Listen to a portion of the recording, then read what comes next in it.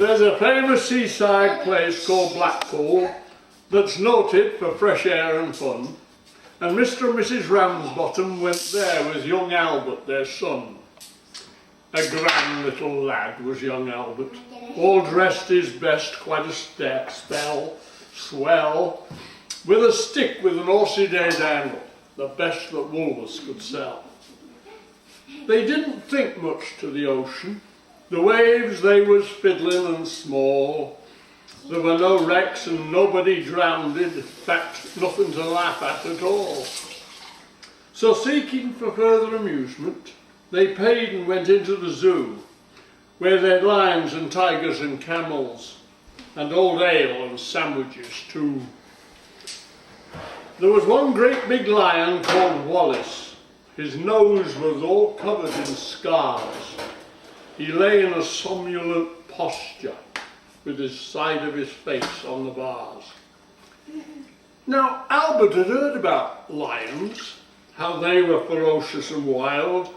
To see Wallace lying so peaceful, it didn't seem right to the child.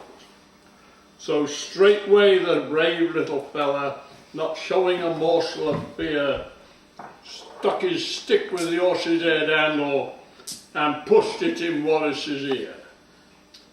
You could see that the lion didn't like it.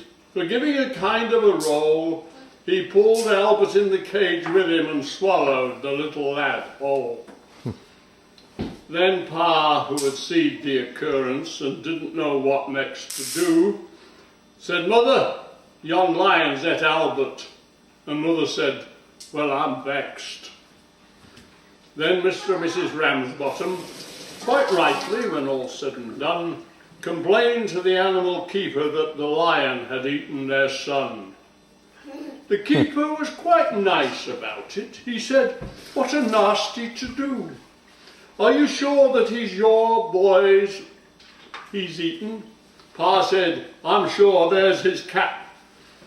The manager had to be sent for. He came and said, "What's to do?" Pa said, "Yon lion's et Albert, and him in his Sunday clothes too."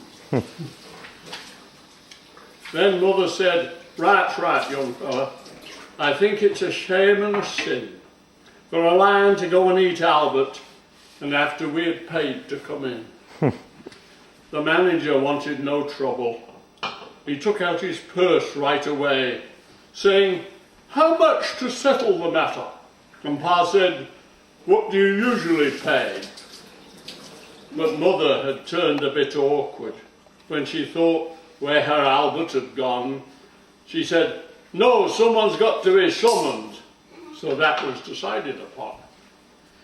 Then off they went to the police station in front of the magistrate chap.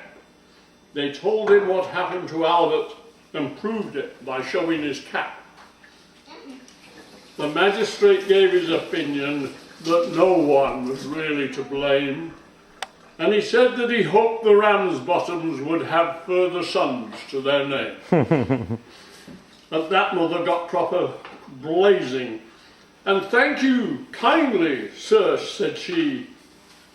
"What, waste all our life raising children to feed ruddy lions? Not me."